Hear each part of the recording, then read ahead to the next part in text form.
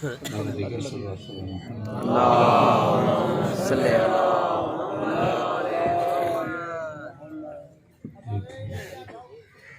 سورہ فاتحہ کی گزارش ہے مرحوم حسین بخش جلوانی اور مرحوم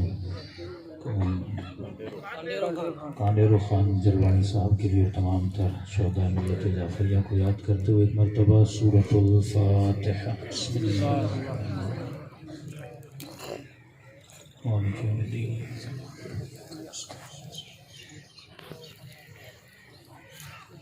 بسم اللہ الرحمن الرحیم بسم اللہ الرحمن الرحیم بسم اللہ الرحمن الرحیم ربنا تقبل منا انك انت السميع العليم صلی اللہ علیہ محمد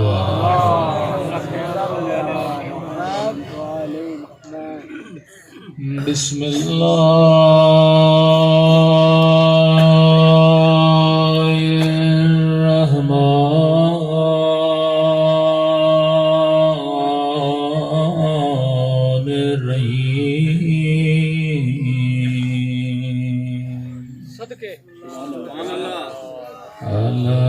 الحمد للہ رب العالمین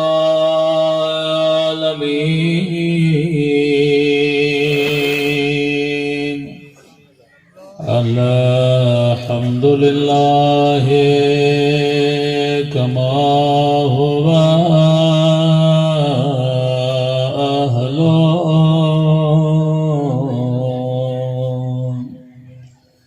الصلاة والسلام على سيد المرسلين وخاتم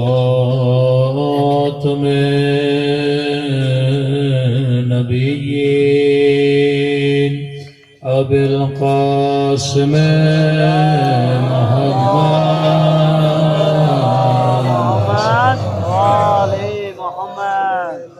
وعلى آله الطيبين الطاهرين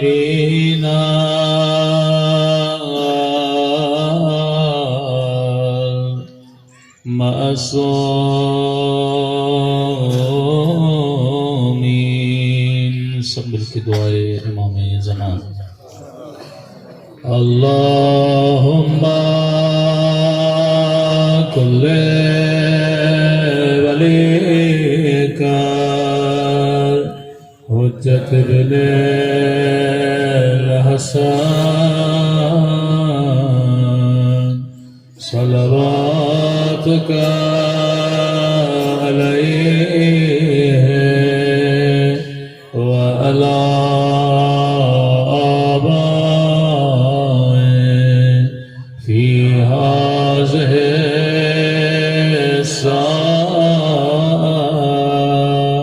وفي كل ساعة وليا وحافظا وقائدا وناصرا ودليلا وعينا حتى تسكنه أرضك طوعا وتمتعه فيها طويلا برحمتك يا أرحم الراحمين صلى الله عليه وسلم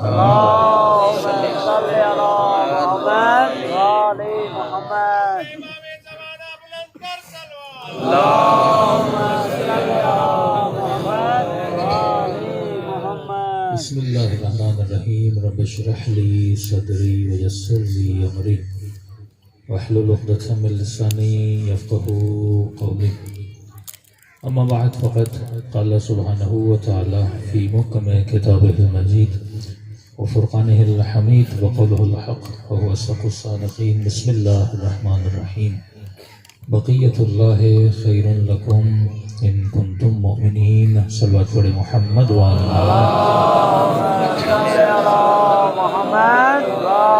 محمد. دعا ہے کہ پروردگار عالم اپنی دربار میں ہم سب کی عبادتوں کو اپنی بارگاہ میں قبول فرما دے، اور جس مقصد زندگی کی وجہ سے ان مجالس میں آتے ہیں ان مقاصد میں بھی ہم سب کو کامیابی عطا فرما دے. مجلس اہل بیت ہے، اور اگر یہ مجلس کسی کے ثواب کے لیے رکھوائی جائے تو مجلس کا رکھنا بتاتا ہے کہ مجلس زندوں کو بھی فائدہ دیتی ہے اور جو دنیا سے چلے گئے ان کو بھی فائدہ دے رہی ہے. علماء فرماتے ہیں دشمن شیعوں کو اس لیے قتل کر رہا تھا کہ مثلا ایک علی والے کو ماروں گا تو ذکر علی بند ہو جائے گا، ایک سبت جعفر کو قتل کروں گا تو پڑھنے والے بند ہو جائیں گے، ایک امجد صابری کو مار دوں گا تو پھر ٹی وی پر کوئی فضائل اہل بیت نہیں پڑھے گا. اس کی نیت یہی ہوتی ہے کہ علی والے کو مارو تاکہ مجلس بند ہو جائے، علی کے چاہنے والے کو قتل کرو تاکہ ذکر علی بند ہو جائے. لیکن وہ اتنا غافل تھا، اسے یہ علم ہی نہیں تھا کہ علی والا مرنے کے بعد بھی اپنی مجلسیں کرواتا ہے.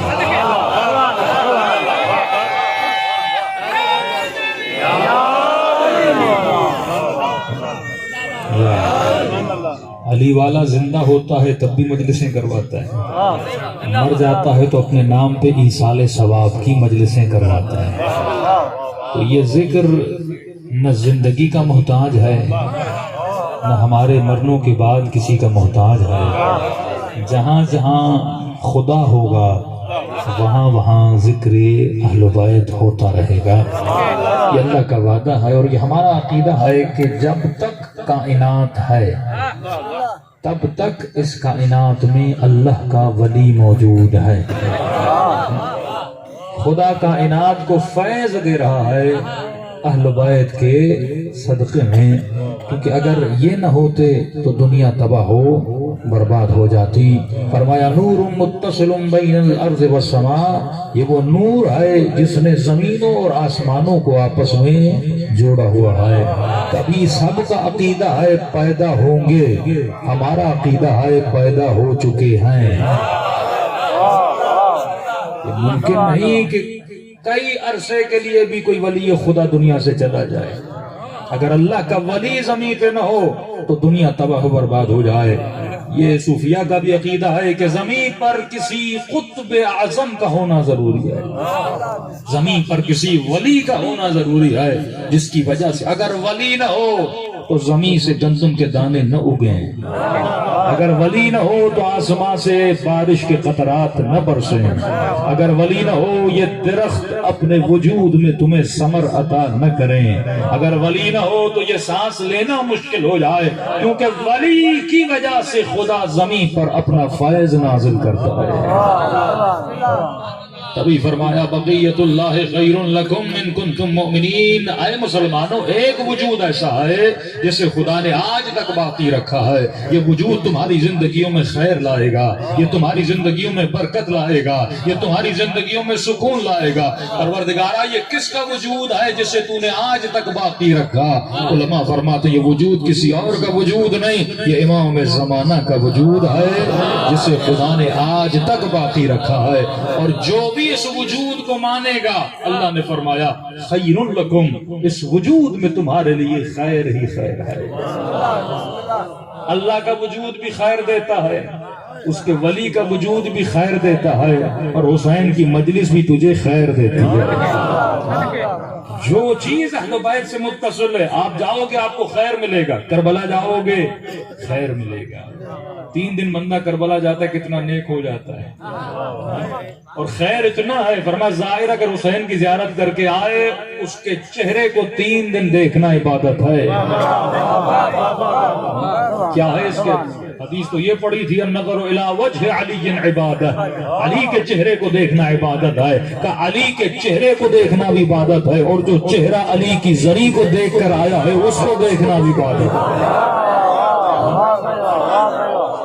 لیکن یہ کیوں کہا 3 دن؟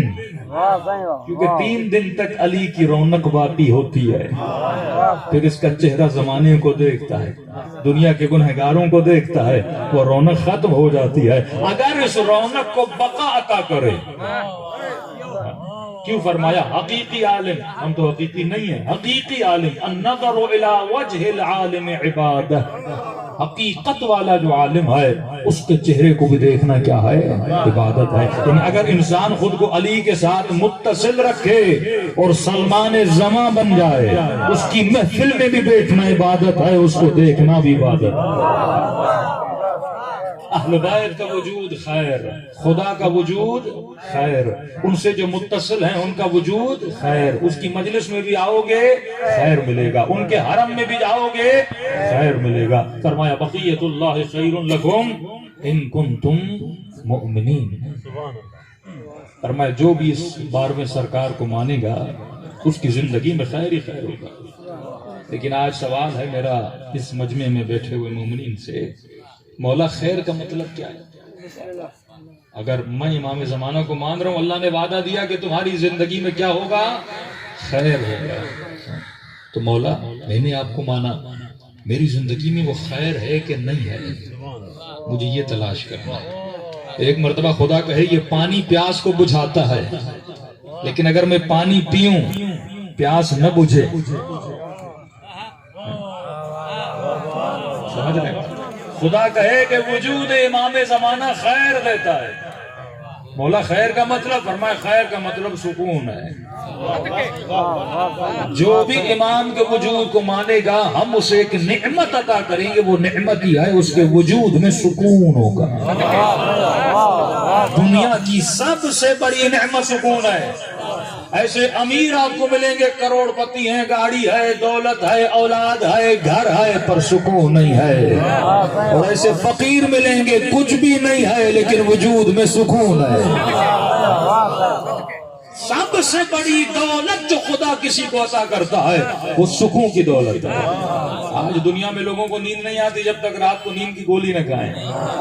نشہ وہی کرتا ہے جسے ایسے سکون نہیں ملتا، وہ نشے میں سکون ڈھونڈتا ہے، وہ کبھی شراب میں سکون ڈھونڈتا ہے، وہ کبھی بھنگ میں سکون ڈھونڈتا ہے، لیکن جو امام زمانہ کا ماننے والا ہے اسے امام زمان سے سکون ملتا ہے۔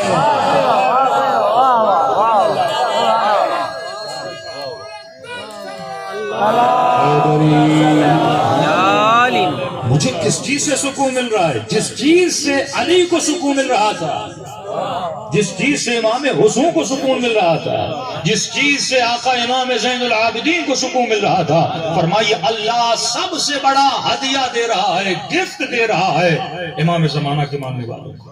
فرمایا جو بھی اس وجود کو مانے گا میں اس کے وجود میں کیا نازل کروں گا؟ سکون کو نازل کروں گا۔ تو آج جو یہ کہے کہ میں امام زمان کو مانتا ہوں، بھائی کہنے والے بہت ہیں، کہنے سے کیا ہوتا ہے؟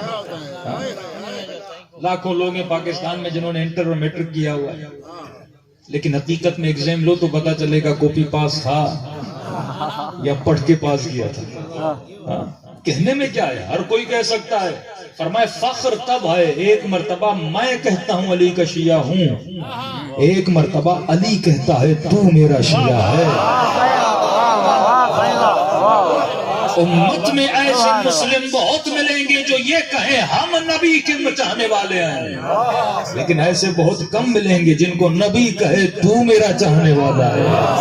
ایسے صحابی بہت ملیں گے جو یہ کہیں ہم اللہ سے محبت کرتے ہیں، لیکن ایک صحابی ایسا ہے جس کے لیے خدا کہتا ہے میں اس سے محبت کرتا ہوں، وہ مجھ سے محبت کرتا ہے۔ یہ اصل مقام ہے جو ہمیں حاصل کرنا ہے۔ 70 سال زندگی گزر جائے، 20 سال جوانی کی زندگی گزر جائے، 40 سال زندگی گزر جائے، آج تک میں نے اپنے امام کی زبان سے یہ نہیں سنا کہ مولا یہ کہیں تو میرا شیعہ ہے، تو سوال یہ ہے ایسے مومن کو رات کو نیند کیسے آتی ہے؟ یہ سب سے بے سکونی کی نیند ہے کہ میرے آقا نے ابھی تک مجھے نہیں کہا کہ میں تم سے راضی ہوں۔ فرمایا اس کی ایک نشانی ہے، اگر وہ نہ بھی کہیں لیکن اگر یہ نشانی تیرے اندر ہے تو سمجھ لو وہ تجھ سے راضی ہے۔ قرآن کی آیت اعلیٰ بذکر اللہ تطمئن القلوب، اللہ کے ذکر سے دلوں کو سکون ملتا ہے۔ لیکن تعجب یہ ہے، میرے ہاتھ میں تسبیح بھی ہوتی ہے، تسبیح سیدہ پڑھ بھی رہا ہوتا ہوں، اللہ اکبر کہہ بھی رہا ہوتا ہوں، لیکن مجھے سکون نہیں ملتا۔ اور خدا کہتا ہے نہیں، ذکر خدا سے سکون ملتا ہے۔ اب کہیں تو گڑبڑ ہے، وہ کہے ملتا ہے اور میں پڑھتا ہوں مجھے ملتا نہیں ہے، تو یا میرے پڑھنے میں کمی ہے، کیونکہ وہ تو سچا ہے، وہ تو صادق ہے، وہ جو کہتا ہے اس کی زبان پہ جو آ جائے وہ ہوتا ہے، لیکن اگر میں کہہ رہا ہوں کہیں نہ کہیں تو مسئلہ ہے۔ آسان کر کے سمجھاؤں، ڈاکٹر کہتے ہیں سر میں درد ہے، ہمیں درد ہے، کہیے گولی کھا لو درد کم ہو جائے گا۔ بلڈ پریشر ہے، شوگر کے مریض ہو، یہ چیزیں کھاؤ، یہ گولی کھاؤ، بلڈ پریشر کم ہو جائے گا۔ آپ نے گولی کھائی لیکن اس کے بعد بھی شوگر کم نہ ہوئی، بلڈ پریشر کم نہ ہوا، آپ ڈاکٹر کے پاس جاؤ گے، کہو گے قبلہ آپ نے کہا تھا گولی کھاؤ کم ہوگا، میں نے کھایا کم نہیں ہوا، کہے گا یہ گولی سب کا بلڈ پریشر کم کرتی ہے، شوگر کم کرتی ہے، اگر آپ کا کم نہیں ہوا اس کا مطلب یہ ہے آپ نے پرہیز نہیں کیا۔ الا بذکر اللہ تطمئن القلوب، خدا کے ذکر سے دل مطمئن ہوتا ہے، لیکن اللہ کے ذکر سے اب جو زبان خدا کا ذکر کرے تو وہ خدا کا ہی ذکر کرے، شیطان کا نہ کرے۔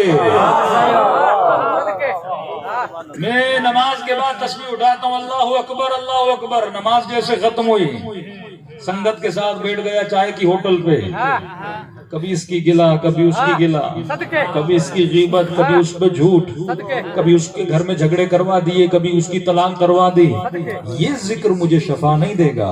الا بذکر اللہ تطمئن القلوب، زبان جب تک ذاکر خدا نہ بنے، یہ نہیں کہ 1 گھنٹے کے لیے اللہ کا ذکر کرے پھر 8 گھنٹے کے لیے شیطان کا ذکر کرے، جب یہ ہمیشہ ذکر خدا کرے۔ مولا علی نائی کے پاس جاتے، نائی مولا کی مونچھوں کو کاٹ رہا ہے، ایک مرتبہ کا علی آپ کے ہونٹ ہل رہے ہیں، ذرا ہونٹوں کو روکیے تاکہ میں صحیح سے آپ کی مونچھوں کی سیٹنگ کر سکوں۔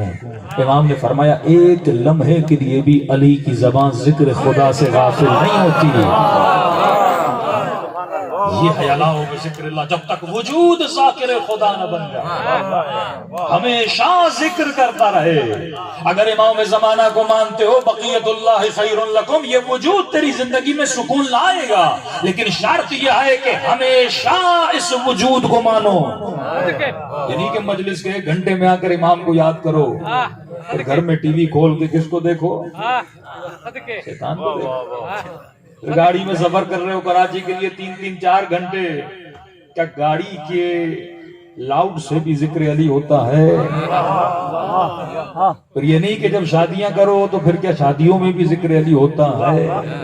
جب ہمیشہ تو ذاکر بنے گا تو اللہ کی آواز آتی ہے اذکرونی اذکرکم، تو جتنا مجھے یاد کرے گا میں خدا اتنا تجھے یاد کروں گا۔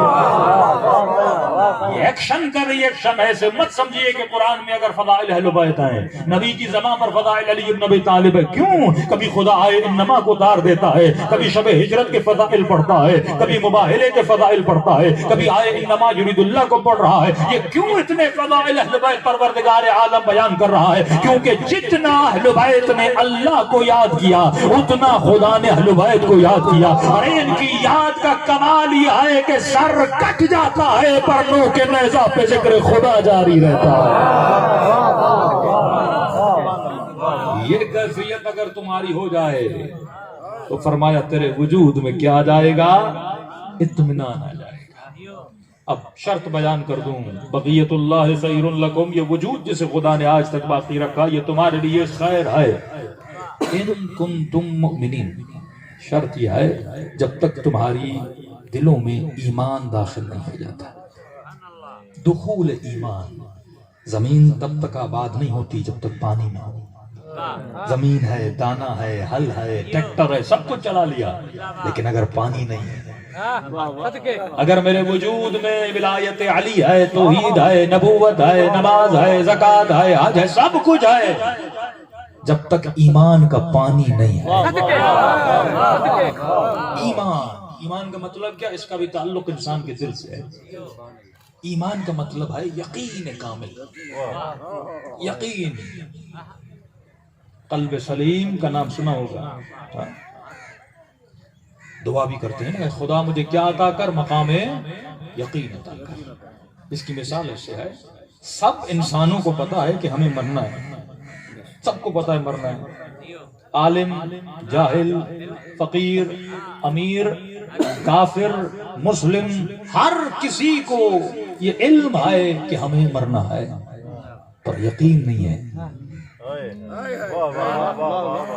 معصوم فرماتے اگر یقین ہوتا یہ کبھی گناہ نہ کرتا. سب کو پتا ہے خدا ہے، علم ہے، پر یقین نہیں ہے.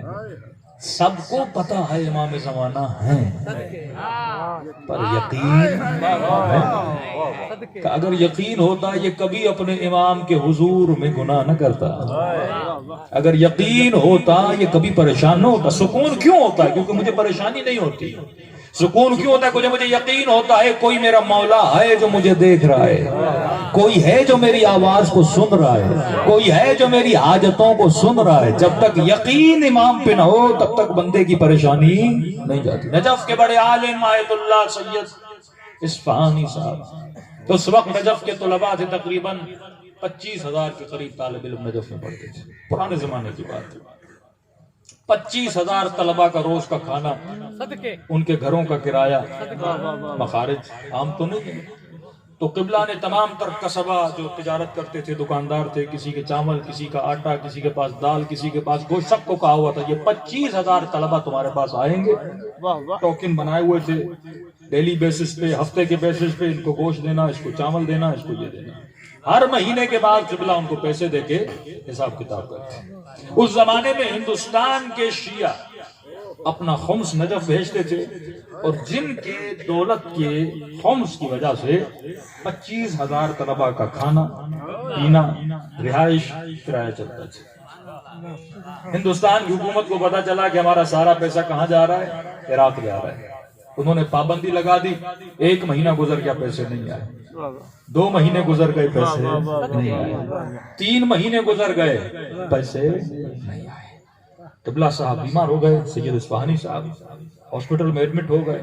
تمام تر دکاندار 3 مہینے سے دکانداروں کو پیسے نہیں ملے. ایسے تو نہیں انسان کھائے گا نہیں. طالب علم چاول بھی لے رہے تھے، آٹا بھی لے رہے تھے، گوشت بھی لے رہے تھے، گھروں کے کرائے، سب کچھ قبلہ کے پاس ہے. قبلہ پیسے چاہیے. کہ کتنے آپ کے پیسے ہوتے ہیں؟ اتنے. 3 مہینے ہو گئے، پیسے نہیں ملے. کہا 1 ہفتے کے بعد میں آؤں گا ہاسپٹل سے، آپ لوگ آ جائیں. ہفتہ گزر گیا، گھر گئے. پھر سارے قصبہ جمع ہوئے. قبلہ ہمارے اتنے پیسے ہو گئے، 3 مہینے گزر گئے، ہمیں بھی تو اپنے گھر چلانا ہے، ہمیں بھی تو اپنے بچوں کا پیٹ پالنا ہے. 25,000 طالب علم کا کھانا جا رہا ہے، آپ ہمیں پیسے دے دیں. انہوں نے کہا کل صبح نا میں تمہیں پیسے دے دوں گا. قبلہ کے غلام تھے جو گھر میں ان کی خدمت کرتے تھے، نام تھا شیخ مہدی. کہتے ہیں کہ میں نے، قبلہ نے رات کا کھانا کھایا. کھانا کھانے کے بعد کہا کہ میں اس کمرے میں سو جاتا ہوں. تو قبلہ کمرے کے اندر گئے. میں بھی کمرے کے باہر اپنا بسترا لگایا، کیونکہ بیمار ہیں، کسی چیز کی ضرورت ہو آواز دیں گے، میں ان کو دے دوں گا. اور میں یہ کہنے لگا قبلہ آپ نے سب کو کہا ہے کہ کل آ کر پیسے لے. صندوق میں صرف 500 درہم پڑے ہوئے، اس سے زیادہ پیسے نہیں ہیں. 3 مہینے کے پیسے ان سب لوگوں کو آپ کہاں سے دیں گے؟ قبلہ نے مجھے دیکھا، کہا شیخ مہدی گھبرائے وہ جس کے پاس اس کا مولا نہ ہو. وہ گھبراتے ہیں، وہ پریشان ہوتے ہیں جن کا کوئی وارث نہیں ہوتا، جن کا کوئی آقا نہیں ہوتا. ہمارا وارث ہے، ہمارا مولا ہے. شیخ مہدی کہتا میں دروازے پہ لیٹ گیا، سو گیا. اتنے میں قبلہ اندر گئے، لائٹ کو بند کیا، کب 15-20 منٹ گزرے، آہستہ سے مجھے پکارنے لگے شیخ مہدی، شیخ مہدی۔ تو میں نے محسوس کیا کہ قبلہ چیک کر رہے ہیں کہ میں سو رہا ہوں یا جاگ رہا ہوں۔ کہ میں نے بھی خود کو نیند میں لگا دیا، یہ محسوس کرانے کے لیے میں کیا ہوں، سو رہا ہوں۔ کہ آہستہ سے اٹھے، میرے اوپر سے گزر کے گئے، وضو کیا، وضو کرنے کے بعد پھر کمرے میں گئے، کمرے کے کونے میں مصلی لگایا، میں نے دیکھا آہستہ آہستہ قبلہ کے رونے کی آواز آنے لگی، رو رو کر کہنے لگے یبن الحسن، یبن الحسن، اے حسن عسکری کے بیٹے، اے امام زمانہ۔ مولا سے راز و نیاز کرنے لگے، 1 گھنٹے تک رونے لگے، کہ اتنے درد میں رو رہے تھے، میں بھی بستر میں لیٹ کر رو ہی رہا تھا کہ سمجھ گیا کہ مولا کو کیوں پکار رہے ہیں، مولا کو کیوں بلا رہے ہیں۔ کہ ایک مرتبہ قبلہ جیسے نماز ختم ہوئی پھر مجھے آواز دی شیخ مہدی۔ میں نے کہا جی قبلہ۔ جلدی جلدی سے میں نے اپنے آنسوؤں کو پوچھا کہ میں ابھی سو رہا ہوں، صبح کی نماز کو اٹھوں گا، اگر کوئی دروازے پر آئے اس سے خط لے لینا، اور جو لے کر آئے وہ صحن میں رکھ لینا۔ تو یہ کہہ کر سو گئے، قبلہ سو گئے۔ 1 گھنٹے کے بعد دروازے پہ دستک ہوئی، میں نے دروازہ کھولا تو انہی قصبہ اور دکانداروں میں سے دکان تھا جس کا نام تھا شیخ علی، وہ دروازے پر تھا، اس کے ہاتھ میں ایک بوری تھی، میں نے وہ بوری لی، جب بوری کو دیکھا عثمانی زمانے کے سکے اس بوری میں بھرے ہوئے تھے، پوری بوری پیسوں سے بھری ہوئی تھی، وہ مجھے دی، اور میں نے کہا کہ شیخ علی، قبلہ نے کہا تھا کہ آپ کوئی خط بھی لاؤ گے، وہ خط بھی مجھے دے دو، کہ انہوں نے خط بھی مجھے دیا، بوری میں نے صحن میں رکھی، صبح کی نماز ہوئی، قبلہ نے نماز پڑھی، میں نے قبلہ کو خط بھی دیا، قبلہ نے ناشتہ کیا، تمام تر دکاندار گھر میں پہنچ گئے اور کہا ہمیں ہمارے پیسے چاہیے۔ قبلہ نے بوری کھولی نہیں، کہ جتنے تمہارے پیسے بنتے ہیں وہ سارے اس بوری کے اندر ہیں۔ تمام تر قصبہ نے وہ بوری کھولی، پیسے گننا شروع کیے، مثلا 2 لاکھ بنتا تھا ٹوٹل، تو بوری میں مثلا 2,20,000 تھا، تو کہنے لگے قبلہ یہ 20,000 زیادہ ہیں، کہتے نہیں تمہارے حساب و کتاب میں غلطی ہوئی ہے،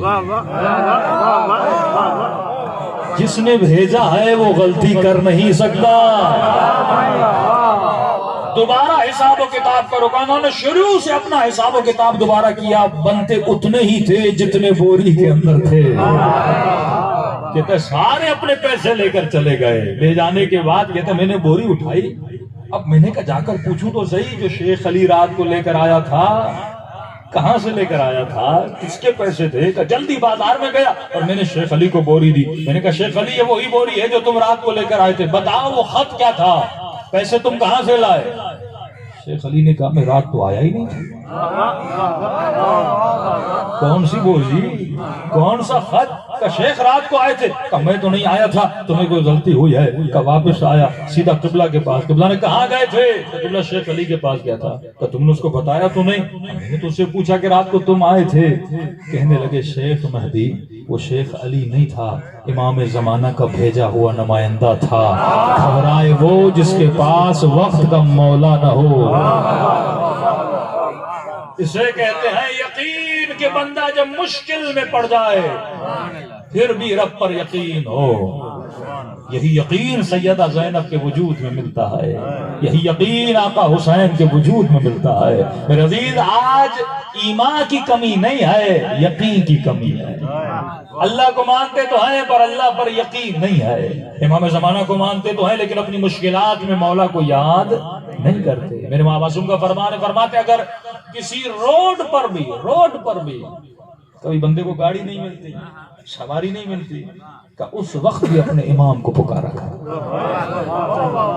یعنی کہ کوئی بڑی مصیبت ہو جائے تو مولا کو پکارو نہیں، ہر گھڑی اپنے خدا کو، ہر گھڑی اہل بیت کو پکارا کرو۔ جتنا اہل بیت کے ساتھ متصل رہو گے اتنا تمہاری زندگیاں کیا رہیں گی؟ آباد رہیں گی۔ اب ایک نقطہ بتاؤں زحمت کو تمام کرو، یہ یقین کیسے بڑھے؟ سوال یہ یقین بڑھے کیسے؟ مجھے یقین کو بڑھانا کیسے؟ واللہ سب سے بڑی منزل مقام یقین کی منزل ہے۔ یقین کیسے بڑھتا ہے؟ یقین تب تک نہیں بڑھے گا جب تک اپنے عقیدوں کو یقین سے نہیں مانیں۔ ہم سب کے عقیدے ہیں تقلیدی، تحقیقی نہیں۔ تقلید فروع میں واجب ہے، اصول میں حرام. فروع میں واجب، اصول میں حرام. مثال کے طور پہ مجھے مولا علی کو ماننا ہے، مجھے کسی کی نہیں ماننی، مجھے اپنا ماننا ہے. بات نہیں سمجھے میری؟ مجھے اگر اللہ کو ماننا ہے تو اللہ کو ماننے کے لیے کسی مولوی کی نہیں ماننی. اب ایسا نہیں کہ اگر کوئی مولوی بولے اللہ دو ہیں تو میں کہوں دو ہیں، وہ کہ اللہ ایک ہے میں کہوں ایک ہے. نہیں، مجھے اللہ کو ماننے کے لیے اپنی ماننی ہے. کیسے؟ خود سوچو وہ ہے کہ نہیں ہے تو نظر کیوں نہیں آتا ہے، تو اس کی آواز کیوں نہیں سن پا رہا. اللہ کے لیے سوچو، نبی کے لیے سوچو، علی کے لیے سوچو. امامت میں تقلید حرام ہے کہ تاریخ کے کچھ لوگ کہتے ہیں کہ فلاں فلاں امام تھے تو تم مان لو. نہیں، تجھے اپنی عقل سے سوچنا ہے نبی کے بعد اگر کوئی خلیفہ بن سکتا ہے تو وہ کیسا ہونا چاہیے.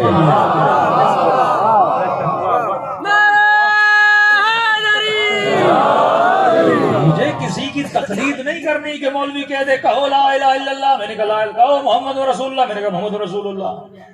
اور اپنی مسجد میں بول دے کہو علی ولی اللہ، میں نے کہہ دیا علی ولی اللہ. میں نے کون سی زحمت کی علی کو ماننے میں؟ جو مولوی نے کہا میں نے وہی کہا. تو قیامت میں دین مولوی کا تو نہیں چلے گا، دین تیرا چلے گا. جو تو نے سوچا سمجھا. ہم مدد لے سکتے علماء سے، بھائی مجھے خدا کو جاننا ہے پہچاننا ہے، کوئی دلیل تو ہو تاکہ میرا ضمیر مطمئن ہو جائے کہ پروردگار عالم ہے. اس لیے فرماتے من عرف نفسہ فقد عرف ربہ. خود کو پہچاننا شروع کر. جب تو خود کو نہیں پہچان پائے گا خدا کو نہیں پہچان پائے گا. سمپل سی دلیل ہے، اگر کوئی آپ کو بول دے یہ گلاس خود بخود بن گیا، یہ موبائل جو اپنے ہاتھوں میں لے کے بیٹھے ہوئے ہیں یہ موبائل ایسے ہی بن گیا. دنیا کا کوئی بے وقوف سے بے وقوف انسان کہے گا نہیں یہ موبائل خود بخود نہیں بن سکتا، اس کو سیمسنگ نے بنایا، ایپل نے بنایا، اوپو نے بنایا، مختلف کمپنیوں نے موبائل کو کیا کیا ہے؟ بنایا ہے. تو جب چھوٹا سا موبائل کسی کمپنی کے بغیر نہیں بن سکتا تو پوری کائنات کسی خدا کے بغیر کیسے بن سکتی ہے؟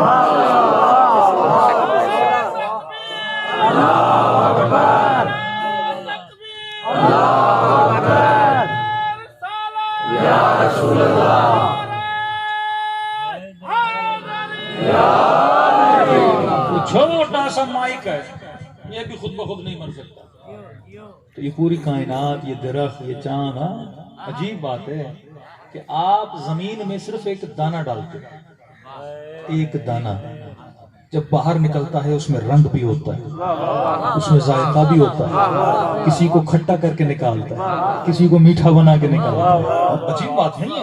زمین سے آپ ایک دانہ ڈالتے ایک آم بن کے باہر آتا ہے، خوبصورت رنگ بھی دیتا ہے، ذائقہ بھی. کیسے خود بخود بن سکتا ہے؟ کوئی تو ہے کائنات کا مالک جو اسے رنگ بھی دے رہا ہے، ذائقہ بھی دے رہا ہے. انسان سوچے. اور پھر یہ اعتراض کیا جائے بھائی ہم مر جائیں گے تو پھر اٹھیں گے کیسے؟ جو بندہ مٹی میں مل گیا وہ دوبارہ کیسے ویسا بن جائے گا؟ اپنے آبا و اجداد کو دفن کیا، آج ان کی قبریں کھودو نشان ملتا ہی نہیں، پھر یہ کیسے دوبارہ اٹھیں گے؟ تو مثلاً اگر کوئی سائنسدان آپ کو یہ کہے کہ مثلاً میں اس کاغذ سے یا ایک سوئی سے جہاز بنا سکتا ہوں، ایک سوئی سے ہیلی کاپٹر جہاز بنا سکتا ہوں، موبائل بنا سکتا ہوں ایک سوئی سے، اور آپ نے مجھے بنا کے دکھا، وہ آپ کو ایک سوئی سے ایک موبائل بنا دے، پھر اس موبائل کو توڑ دے اور پھر کہے کہ اب میں ٹوٹے ہوئے سے دوبارہ موبائل بنا سکتا ہوں. آپ مانو گے کہ نہیں مانو گے؟ آپ کہو گے جس نے سوئی سے بنا لیا وہ ٹوٹے ہوئے سے کیوں نہیں بنائے گا؟ معصوم فرماتے ہیں جس خدا نے ایک قطرے سے اتنا بڑا انسان بنا دیا، تو کیا تھا؟ قطرہ تھا، ایک نطفہ. ایک نطفے میں بھی ہزاروں اسپام ہوتے ہیں، ہزاروں جزے ہوتے ہیں. اس نے ایک ذرے سے، چھوٹے سے ذرے سے اتنا بڑا انسان بنا دیا. جب وہ ذرے سے انسان بنا سکتا ہے پھر کیا مرنے کے بعد دوسرا انسان نہیں بنا سکتا؟ ہر چیز. اب جب خدا پر یقین ہوگا، پتہ چل گیا کہ کوئی میرا رب ہے، کوئی بنانے والا ہے، مرنے کے بعد کوئی قیامت ہے. آنسو فرماتے ہو نہیں سکتا کہ یہ بندہ گناہ کرے. ایک شخص بڑا گنہگار تھا، اہل بیت اس کے مولا مجھے نصیحت کریں، نصیحت کریں. آیت اللہ دستگیر بہت بڑے عالم دین فرماتے میں مکے کے کعبے کے نیچے بیٹھا تھا، ایک حاجی آیا، مولانا نصیحت کریں، نصیحت کریں. آج نصیحت کا لوگوں کو بڑا شوق ہے، نصیحت کریں. قبلہ نے کہا بس ایک نصیحت کی، یہ بتا تجھے مرنا نہیں ہے؟ کہتے ہیں اس ایک جملے نے اس کی زندگی کو بدل دیا۔ کیا تجھے مرنا نہیں ہے؟ کہ واپس گیا اپنے شہر میں، مسجد بنائی، امام باڑے بنائے، مدرسے بنائے، 27 ہاسپٹل بنائے۔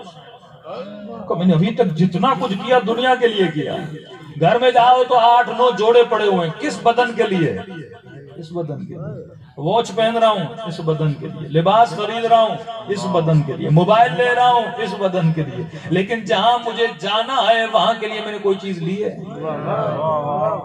وہاں کے لیے کوئی لباس لیا؟ وہاں کے لیے کوئی کپڑے لیے؟ وہاں کے لیے میں نے کوئی شاپنگ کی ہے؟ وہاں کے لیے یہ دنیا کی شاپنگ نہیں ہوتی۔ اے بندے، الدنیا مزرعۃ الاخرہ، جس طرح تو محنت کر کے یہاں دانا ڈالتا ہے خدا تجھے فصل دیتا ہے، اسی طرح دنیا کھیتی ہے آخرت کی، یہاں وہ کام کر جس کا پھل تجھے آخرت میں میٹھا ملے۔ لیکن وہ کب ملے گا؟ جب انسان کہاں پہ پہنچے؟ مقام یقین پہ پہنچے۔ اب آتے ہیں امام زمانہ پر، کیوں بحث توحید کی نہیں ہے، امام زمانہ پر سب مانتے مولا ہے، لیکن امام پر یقین کیسے پیدا ہوا؟ جب امام زمانہ کے عقیدے کو مضبوط کرو گے۔ عقیدہ کیسے مضبوط ہوگا؟ جب آپ پر اعتراض ہو نا، آپ کے پاس جواب ہو۔ ہر بندہ اٹھتے وقت کہتا ہے یا علی مدد، کسی سے ملتا ہے یا علی مدد۔ ذرا سوچے علی نے مدد بھی کی ہے کہ نہیں کی آج تک؟ کہنا اور ہے، اس کو یقین سے کہنا اور ہے۔ یہ تو عجیب بندہ ہے، بھنگ بھی پیتا ہے کہتا ہے یا علی مدد، چرس بھی پیتا ہے کہتا ہے علی علی۔ کیا مطلب؟ علی تجھے مدد کر رہے ہیں چرس میں؟ شیطان بھی تو بڑا حرامی ہے نا، کام اپنا کرواتا ہے، نام علی کا لیتا ہے۔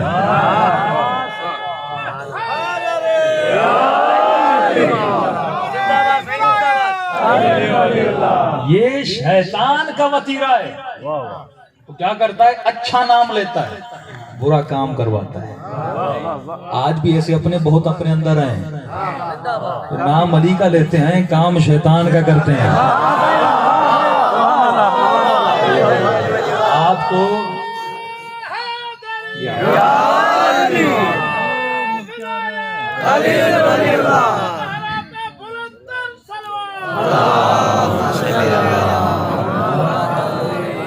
انسان کو دیکھنا پڑے گا، جو مثلا نعرے ولایت لگا رہا ہے، علی کا نام لے رہا ہے، تو اس نام کے ساتھ علی کا کام بھی بتا رہا ہے کہ نہیں بتا رہا؟ یہیں سے من اگر خود کو ولایت علی کو پہچاننا ہے، خود کو پہچاننا ہے، خدا کو۔ بھائی جو امام حسین کا سر کاٹ رہا تھا وہ کیا کہہ رہا تھا؟ اللہ اکبر۔ جو شیعوں کو مار رہے ہیں وہ نعرہ کیا بلند کر رہے ہیں؟ اللہ اکبر۔ تو نعروں پہ نہ جانا کرو۔ میرا ایک مشہور جملہ ہے، کہاں یا علی کہنا اور کہاں علی کے ساتھ رہنا۔ سارا مجمع نعرہ حیدری مارے، کون سی بڑی بات ہے؟ علی کا نعرہ مارنا کوئی مشکل بات نہیں ہے، ہر بندہ مار سکتا ہے، لیکن علی جیسی زندگی گزارنا یہ بڑا مشکل ہے۔ خط کتنوں نے لکھے تھے حسین ابن علی کو، لیکن خط کا جس نے جواب دیا اس کا نام تھا حبیب ابن مظاہر۔ ایسے بہت ہیں جو کہتے ہیں لبیک یا حسین، لیکن وہ بہت کم ہیں جب حسین بلاتے ہیں تو حسین کے پاس جائیں۔ یہ میری نادانی ہے کہ میں یہ سمجھوں کہ آج کوئی حسین مجھے بلا نہیں رہا، نہیں، آج بھی پردے غیب میں ایک حسین تجھے بلا رہا ہے۔ آج بھی صدا آ رہی حل من ناصر ینصرنا، ہے کوئی اپنے وقت کے امام کی مدد کرنے والا۔ لیکن سوال یہ میری مدد کتنی کی؟ بڑی آسانی سے اہل بیت میں چہروں کو آیا کیا؟ مجھے کیسے پتا چلے علی والا ہے کہ نہیں؟ مجھے کیسے پتا چلے؟ زبان پہ علی کا نام ہے، ہاں مسجد میں نماز بھی پڑھتا ہے، کربلا زیارت پہ بھی جاتا ہے۔ منافق اور مومن کی کیا پہچان ہے؟ نبی کے ساتھ رہتے تھے، بیٹھے تھے، رشتہ داریاں تھیں، تو وہ بھی تو یہی کہتے ہیں نا، ساتھ پہچاننے کی نشانی کیا ہے؟ مجھے کیسے پتا چلے کون علی والا ہے؟ دیکھا کرو کردار علی والا میں بالکل سمپل آپ کو نشانیاں بتاؤں گا جس سے پتہ چل جائے واللہ علی کا نام بندے کو مسجد سے دور نہیں کرتا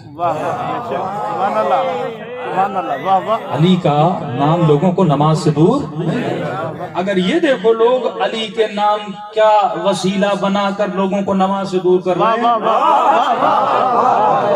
علم سے دور کر رہے ہیں اس کا مطلب یہ نام علی کا لیا جا رہا ہے لیکن کام امیر شام والا کیا جا رہا ہے نیزوں پہ مولا علی کا جملہ ہے نیزوں پہ قرآن کو بلند کیا گیا نیزوں پہ جنگ صفین میں قرآن کو بلند کیا گیا امام کا جملہ ہے فرماتے ہیں نعرہ حق کا ہے اور نیت باطل کی ہے جنگ صفین میں امیر شام کے لشکر والوں نے مولا علی کو گالیاں دینا شروع کر دی ایک مرتبہ علی والے جذبات میں آ گئے چند لوگوں نے ان کو بھی گالیاں دی مولا خیمے سے باہر نکلے فرمایا انی اکرہ لکم میں علی پسند نہیں کرتا کوئی علی والا گالی دے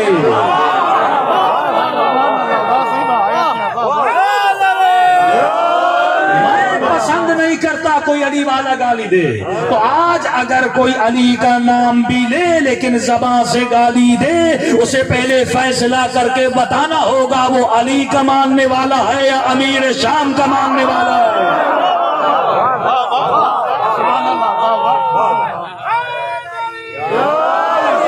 کردار بتاتا ہے علی والے کبھی علی مولا فرماتے ہیں میرے قاتل کو بھی گالی نہ دیا کرو میرے قاتل کو بھی قرآن کا حکم ہے سب و ستم کرنا صفت علی نہیں ہے اپنا قاتل ہے لیکن مولا فرماتے ہیں حسن کیا پانی پلایا تھا سیرت ہے بعثتُ لأتمم مکارم الاخلاق میں مبعوث ہوا تاکہ لوگوں کو بلندی اخلاق تک پہنچاؤں گالی سے کوئی علی والا نہیں بنتا علی کے اخلاق سے علی والے بنا یہ وطیرہ امیر شام کا ہے نہ کہ کسی اور مولا فرماتے اختلاف ہے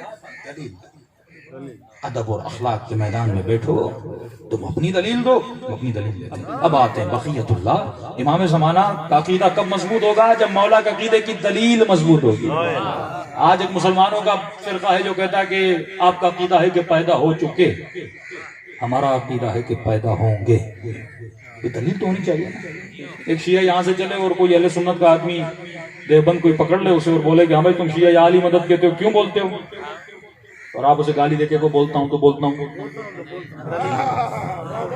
یہ علی والے کا جواب نہیں ہے ٹی وی پہ ایک نعرہ ہے نا اپنے عقیدے کو چھوڑو مت دوسرے کے عقیدے کو چھیڑو مت یہ باطل عقیدہ ہے اپنے عقیدے کو چھڑوانا بھی جانتے ہیں اور چھیڑنا بھی جانتے ہیں تبلیغ کیسے ہوگی جب تک چھیڑو گے لیکن چھیڑو گالی سے نہیں قرآن کی آیت سے معصوم کے فرمان سے کیونکہ یہ عقول جو اللہ نے تمہیں دی اس کا بڑا احترام ہے دماغ میں غلط چیزیں نہ ڈالا کرو غلط ڈالو گے غلط راستے پہ چلو گے صحیح ڈالو گے صحیح راستے پر چلو گے تو فرمایا عقل سے نحن اپنا الدلیل امام فرماتے دلیل سے بات کر خوارج جیسے دشمن علی کے مقابلے میں آئے مولا بحث کرنا ہے 3 دن مولا ابن عباس کو بھیج رہے جا کر باتیں کر جا کر دلیلیں دے رسول خدا جب مبعوث ہوتے لوگوں کو دلیلیں دیتے ہیں معجزے دکھلاتے ہیں کبھی بھی گالی سے اپنے عقیدے کو نہیں منوایا دلیل سے دلیل دو علم کے میدان میں آؤ ادب اور اخلاق سے تم بھی دلیل دو ہم بھی دلیل دیتے ہیں کسی نہ کسی فیصلے پر تو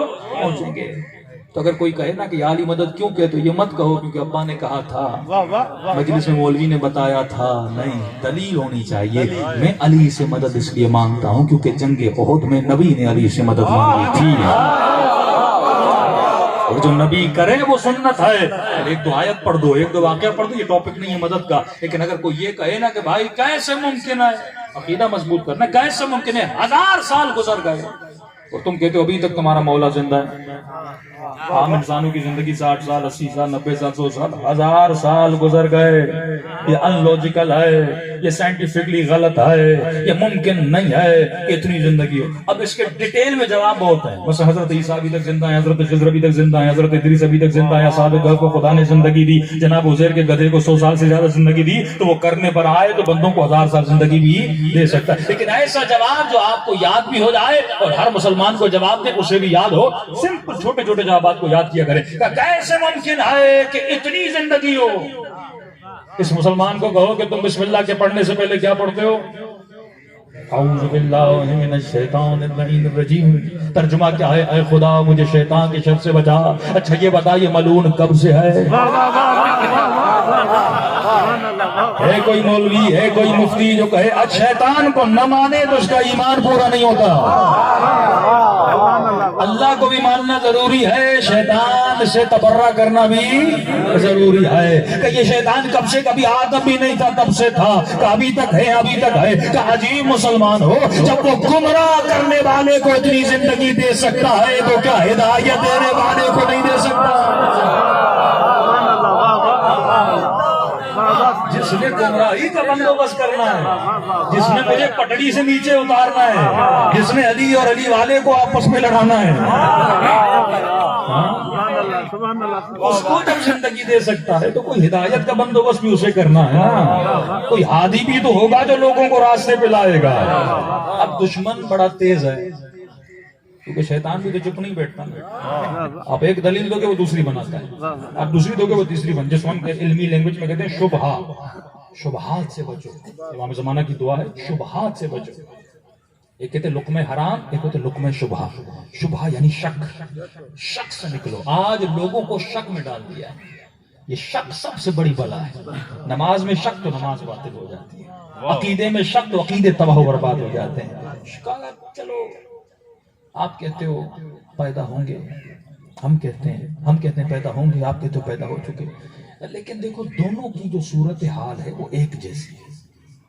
ہم نے کہا وہ کیسے, کہ آپ کب ملو گے, ہم نے کہا ظہور کے بعد. کہ ہم کب ملیں گے, پیدا ہونے کے بعد. دونوں تو ایک جیسے, ملیں گے تو دونوں بعد میں. تو یہ ضد کیسی کہ وہ پیدا ہو چکے, پردے غیب میں ہیں, مل تم بھی نہیں سکتے, مل ہم بھی نہیں سکتے, شرعی مسئلہ تم بھی نہیں پوچھ سکتے, شرعی مسئلہ ہم بھی نہیں پوچھ سکتے. تو ایسے امام کا فائدہ کیا جو غیب میں رہے؟ اتنا ضد کہ وہ غیب میں ہے, پردے غیب میں ہے, اس پردے کا فائدہ کیا؟ فائدہ تو دونوں نہیں لے سکتے, نہ شیعہ لے سکتے ہیں, نہ تم لے سکتے ہو, نہ سنی لے سکتے ہیں. تو اس بحث کو چھیڑنا ہی فضول ہے. بس کہہ دو پیدا ہوں گے, ملیں گے دونوں بعد میں. ہاں بھائی ہے کسی کے پاس جواب؟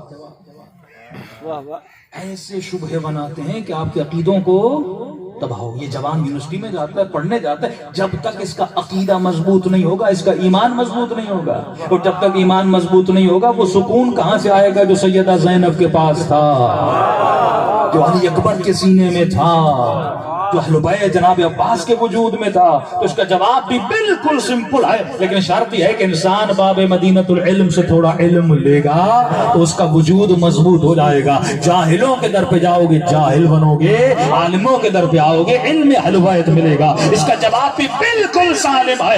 اے مسلمان تو بسم اللہ کے پڑھنے سے پہلے کیا پڑھتا ہے؟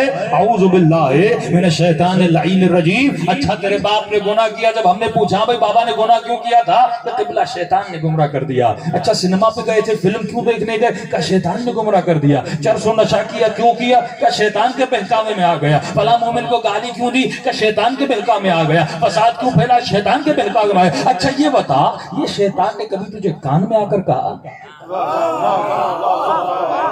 کہ علی والے کو علی والے سے لڑاؤ؟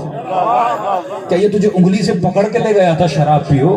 کیا اس نے تجھے کہا تھا غیبت کرو؟ کیا اس نے تجھے کہا تھا گالیاں دو؟ کہ نہیں انگلی سے بھی نہیں پکڑا, کان میں بھی نہیں کہا. کہ دھکا دیا تھا گناہ کے لیے؟ کہ دھکا بھی نہیں دیا تھا. کہ کبھی تم نے اس کو دیکھا ہے؟ کہ میں نے دیکھا بھی نہیں ہے. تو یہ ملعون پھر کرتا کیسے ہے گمراہ؟ کہ قرآن کی آیت ہے یوسوس فی صدور الناس, یہ غیب میں رہ کے ہمارے سینوں میں وسوسہ کرتا ہے. تو ارے جب گمراہ کرنے والا غیب سے گمراہ کر سکتا ہے تو کیا امام زمانہ پردے غیب سے ہماری ہدایت نہیں کر سکتے؟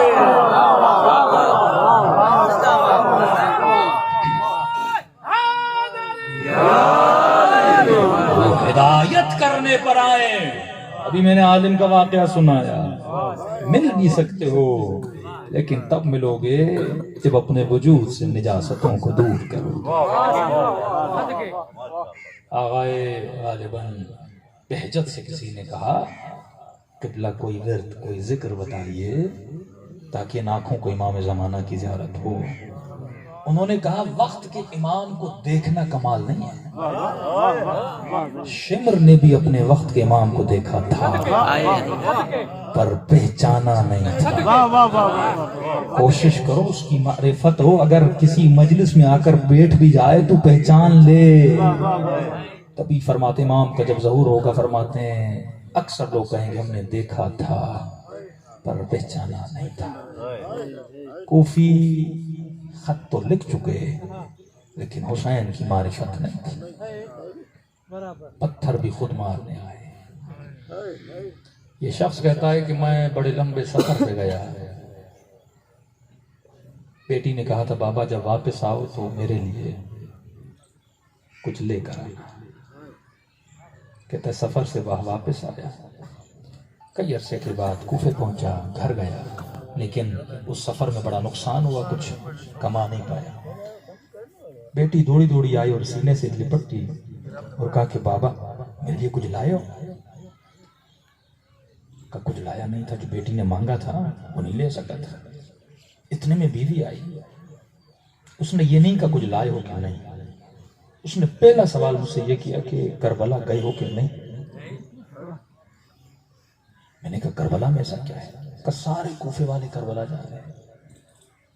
ابن زیاد نے کہا ہے جو تلوار لے کر جائے گا اس کو تلوار کے وزن کے برابر سکے دیے جائیں گے۔ کہ کیا ہے کربلا میں؟ کہ سنا ہے کوئی باغی ہے جس نے وقت کے خلیفے کے خلاف قیام کیا، فتویٰ نکل چکا ہے، وہ واجب القتل ہے، اور جو مارنے جائے گا اسے جزا دی جائے گی۔ کہتا ہے تنگ دست تو پہلے سے تھا ہی۔ بیٹی نے کہا تھا کہ بابا کچھ لایا نہیں۔ اس کی بیٹی کی خواہش تھی کہ یہ اس کے لیے ایک انگوٹھی لائی۔ کہتا ہے کہ میں نے اپنی تلوار اٹھائی اور کربلا کے میدان کی طرف چل پڑا۔ جیسے کربلا کے میدان میں پہنچا، کہتا ہے گویا مجھے پہنچنے میں دیر ہو گئی تھی۔ جب پہنچا تو خیمے رک چکے تھے، جب پہنچا تو لاشیں بکھری ہوئی تھی۔ اس عالم میں نے دیکھا ایک شخص ہے جو زمین پہ گرا ہوا ہے گھٹنوں کے بل، اور کئی لوگوں نے اس کا گھیرا کیا ہوا ہے۔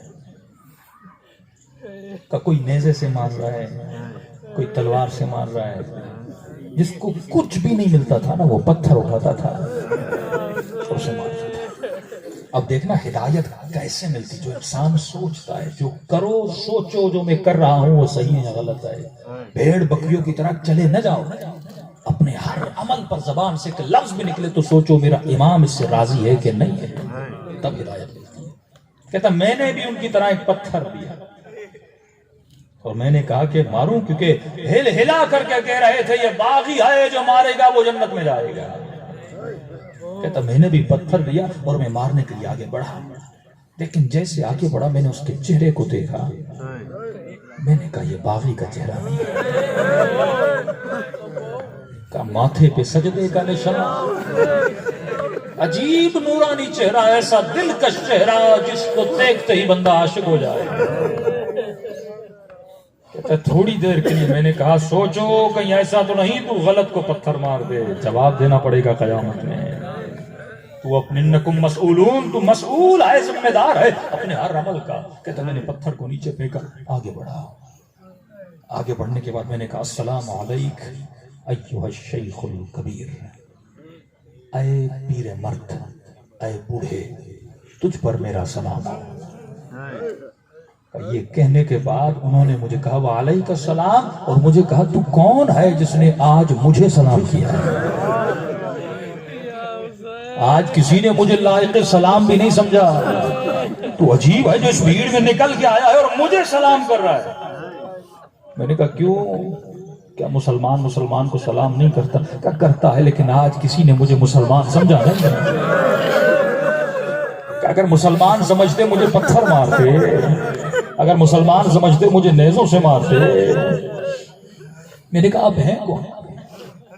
کہ کس کا کلمہ پڑھتے ہو؟ میں نے کہا محمد رسول اللہ کا۔ کہ علی کو مانتے ہو؟ کہ میری جان علی پہ قربان۔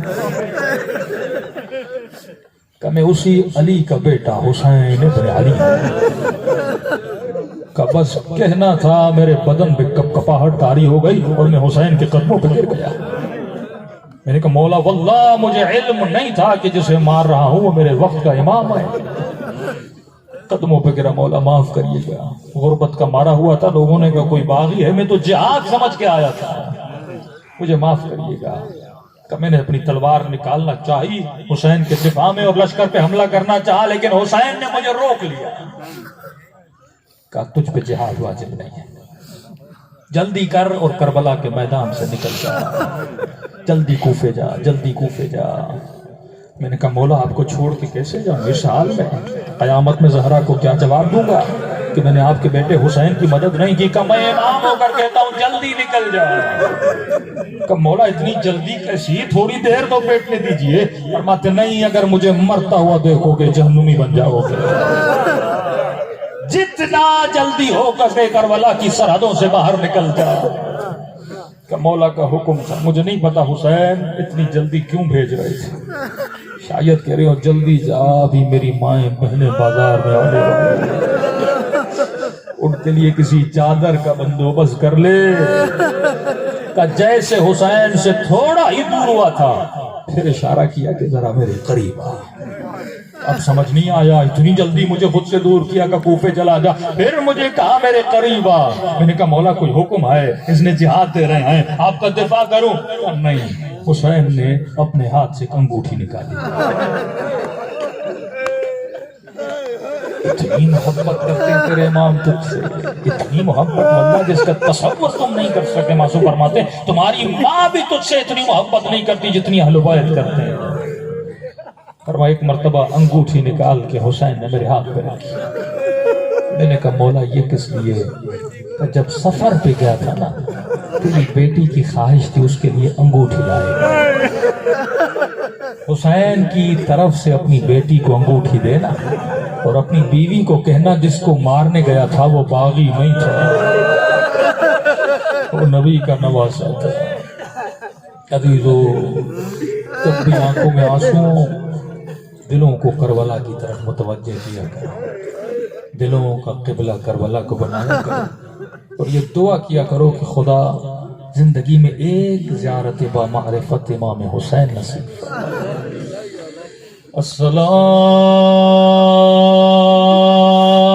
السلام علی الحسین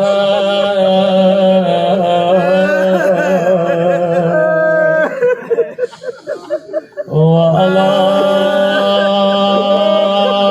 علی ابن الحسین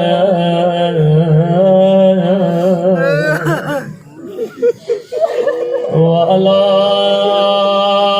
اولاد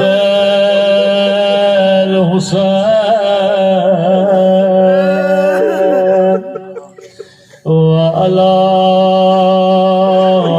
اصحاب الحسین. میرا سلام ہو زینب کی لٹی ہوئی چادر پہ, میرا سلام ہو سکینہ کے زخمی گانوں پہ.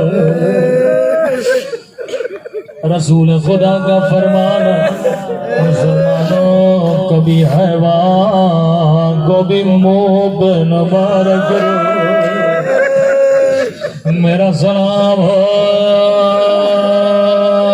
سکینہ کے زخمی رخساروں پہ.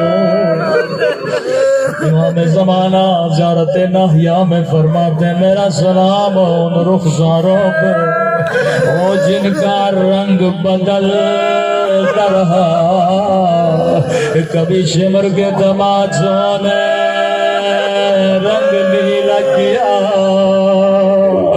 کبھی ظالم کے تماچوں نے رنگ کالا کیا. سلام میرے نہیں حضرت مہدی کے سلام, ہر نوحہ خاں کا نوحہ سنتے ہو، لیکن کبھی گھر میں زیارت ناہیا بھی پڑھو۔ یہ امام زمانہ کا نوحہ ہے۔ فرمایا میرا سلام ان خشک ہوٹوں پہ جن پہ ظالم چھڑی مار رہا تھا۔ میں کہوں گا مولا آپ نے ہونٹوں کو یاد کیا، لیکن ایک سلام میں بھی دینا چاہتا ہوں۔ میرا سلام ان آنکھوں پہ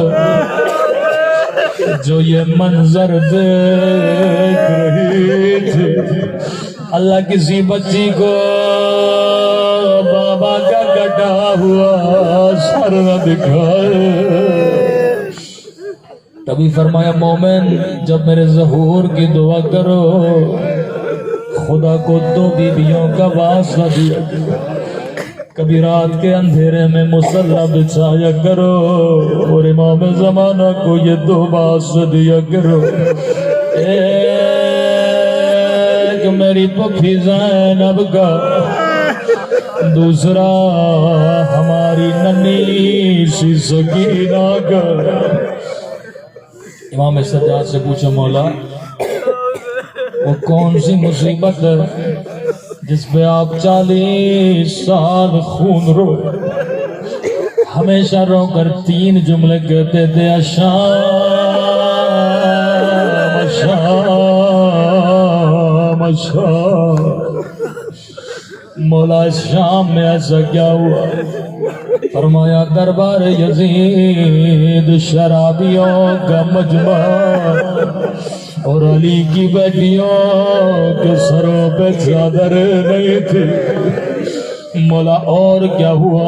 فرمایا شیعوں عزادارو ایک رسی تھی 18 گردنیں تھی۔ عجیب روایت میں ایک رسی 18 گردن۔ عزیزو کسی کا قد بڑا کسی بی بی کا قد چھوٹا۔ فرمایا جب میں اپنی کمر کو سیدھا کرتا تھا باقر کی آواز آتی تھی بابا گلا گھٹ رہا ہے۔ کا ظالم تازیاں نے مارتے تھے، ننے ننے بچے رسیوں کے ساتھ کھچتے ہوئے آگے جاتے۔ دربار یزید ایک مرتبہ شزید دربار میں آیا۔ اللہ جانے شمر نے ملوک کے کانوں میں کیا کہا۔ شاید کا یزید ایک بچی ہے جو بڑی دیر سے بابا بابا کر کے رو رہی ہے، اگر اجازت ہو اسے بابا کا سر دیا جائے۔ ملو نے کہا وہ بچی کون ہے؟ شمر نے سکینہ کی طرف اشارہ کیا۔ روایت کے جملے بڑے سخت ہیں قدیمی مومنوں۔ یزید نے سکینہ سے سوال کیا ہے بچی تیرا نام کیا ہے؟ راوی کہتا ہے بچی کے ہونٹ ہلے پر آواز نہیں نکلی۔ قدیمی مومنوں سمجھ گئے۔ دوبارہ کہا بچی میں تجھ سے پوچھ رہا ہوں تیرا نام کیا ہے؟ راوی کہتا ہے بچی کے ہونٹ ہلے پر آواز نہیں نکلی۔ تیسری مرتبہ غصے میں کہا میں تجھ سے پوچھ رہا ہوں تیرا نام کیا، مجھے جواب کیوں نہیں دیتی؟ ایک مرتبہ امام زین العابدین کی آواز آئے منو بچی بتا تو رہی ہے لیکن گردن کی رسی بڑی تنگ ہے۔ او بچی کی آواز کیسے نکلے؟ ملعون نے حکم دیا رسی کھولی جاؤ۔ آہستہ سے بچی کی آواز آئی میرا نام سکینہ ہے۔ ملعون نے کہا بچی کیا تجھے پیاس لگی ہے؟ کیا تجھے بھوک لگی ہے؟ سکینہ نے سجاد کو دیکھا، فرمایا سکینہ جواب دے، کہیں قیامت کے دن یہ نہ کہیں ہم نے پوچھا تھا بچی نے بتایا نہیں تھا۔ کہ میں 3 دن سے کچھ بھی نہیں کھایا، کہ میرے قریب آ میں تجھے کھجور دوں گا۔ اب بچی ملوک کے قریب گئی۔ میرے مولا فرماتے ہیں عرب میں رسم تھی، وہ اپنے دشتوں میں کھجورے رکھتے تھے۔ ملو نے اشارہ کیا دشت بلایا جائے۔ دشت پہ کپڑا تھا، ایک مرتبہ دشت 4 سالہ بچی کو دیا۔ اللہ یہ منظر کسی بچی کو نہ دکھائے۔ ایک مرتبہ بچی نے کپڑا ہٹایا، وہ کیا دیکھا؟ ایک کٹی ہوئی گردن۔ ایک مرتبہ سر کو سینے سے لگایا، اور میرے 3 دن کے پیاسے بابا، او بابا شمر نے مجھے تماچے مارے، او بابا ظالم نے ماری چادر چھینی۔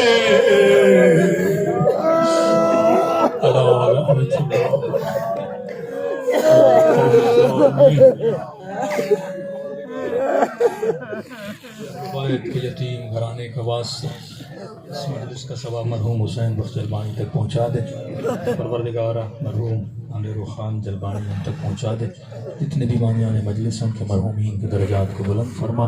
ہمیں بھی تب تک موت نہ دینا جب تک اپنے گناہوں سے معافی نہیں کر لیتے۔